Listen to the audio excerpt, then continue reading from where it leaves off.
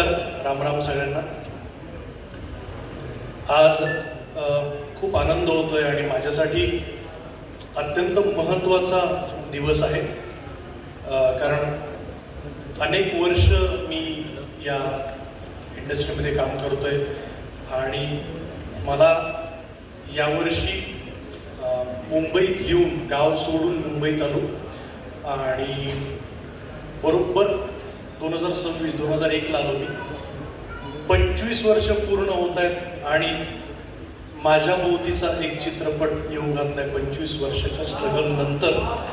तर माझ्यासाठी खूप महत्त्वाचा दिवस आहे. म्हणजे सिनेमा, नाटक, मालिका आपण काम करतच असतो, फेम, प्रसिद्धी, पैसा सगळं मिळवत असतो. पण ते करत असताना प्रत्येक ॲक्टर ॲक्ट्रेसचं एक स्वप्न असतं की मी छोटे छोटे रोल केलेले आहेत. म्हणजे अगदी पॉपकॉर्न पडला तो उचलायला गेला तरी माझा रोल जाईल, एवढे छोटे छोटे रोल मी केलेले आहेत. परंतु मला असं वाटतं की ते माध्यम समजून घेण्यासाठीची ती प्रोसेस होती असं मला वाटतं. कारण चित्रपट माध्यम जे आहे हे खूप खोल आहे, खूप सखोल आहे. त्याचा तळ दिसत नाही. जितकं तुम्ही आत आत आत आत जाल तितकं त्याचा कॅनव्हास मोठा मोठा होत जातो असं मला नेहमी वाटतं. आणि चित्रपट माध्यम हे जाऊन येऊन करण्याचं माध्यम नाही आहे, तिथे राहण्याचं माध्यम आहे. म्हणजे जेव्हा तुम्ही सिनेमा करत असता तेव्हा तुम्ही पूर्ण त्या प्रोसेसमध्ये असणं महत्त्वाचं आहे. तर मला या प्रोसेसमध्ये प्रीतम सारखा माझा एक मित्र, उत्तम दिग्दर्शक, ज्याची कॉन्टेंटवर खूप कमी दिग्दर्शक असे असतात की ज्यांना टेक्निकली साऊंड असतात पण कॉन्टेंटवर पकड नसते. कॉन्टेंट चांगला असतो पण टेक्निकली फार गोष्टी कळत नाही. पण प्रीतम हे एक असं कॉम्बिनेशन आहे डिरेक्टर म्हणून. म्हणजे या मंचावर त्याचं खोटं कौतुक करत नाही, मी खरं सांगतो की स्टोरी असेल, स्क्रीन प्ले असेल, डायलॉग्स असतील, सिनेमाचा कॉन्टेंट असेल आणि टेक्निकल, ह्या दोन्ही गोष्टींवर पकड असणारे डिरेक्टर मराठी इंडस्ट्रीमध्ये खूप कमी आहेत. आणि आपल्या मराठीला प्रीतम सारखा डिरेक्टर लाभलाय तर आपण खरंच नशीबवान आहोत.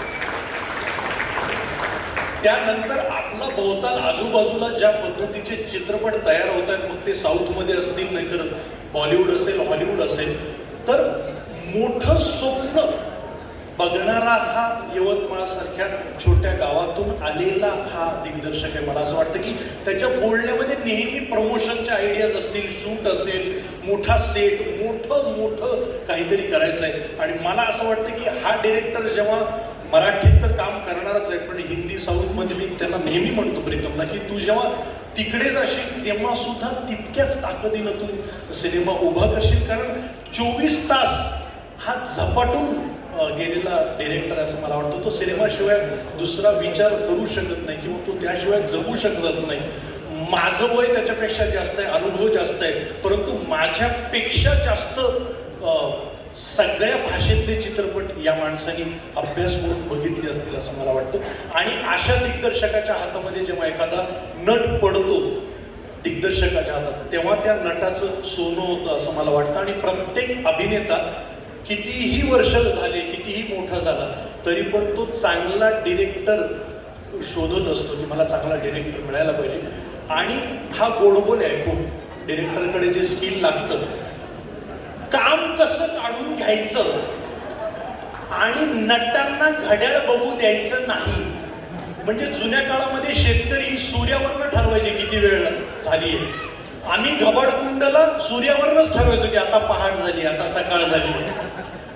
आणि दीड म्हणजे चांगलंच आहे, पण दीड शिफ्टमध्ये ह्यांनी आमच्याकडून काम करून घेतलंय. हॉटेलवर गेल्यावर कळायचं का अरे 1.5 शिफ्ट केली आपली ह्यांनी. आणि अशा अनेक वेळा म्हणजे मी त्याच्यावर गाणं सुद्धा केलं होतं, प्रीतम प्रीतम प्रीतम दे मला कॉल टाईम, प्रीतम प्रीतम दे मला कॉल. कारण सगळ्यांना धडधड ना. पहाटे 7ला हॉटेलला आलोय, आता हा दुपारी 2ची शिफ्ट लावणार आहे का 12ची लावणार आहे, आंघोळ करून पळायला लागणार आहे. कॉल टाईम सतत प्रीतम प्रीतम दे मला कॉल टाईम. 1.5 शिफ्टाची शूटिंग झाली, आता मी थक्कम.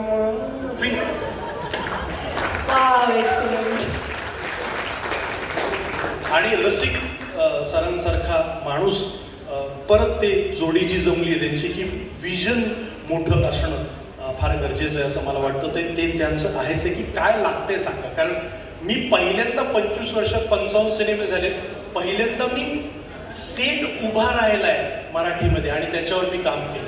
नाहीतर वाडा असतो, तो रेडी असतो, त्याचा रेंट आपण देतो आणि तिथे शूट करतो.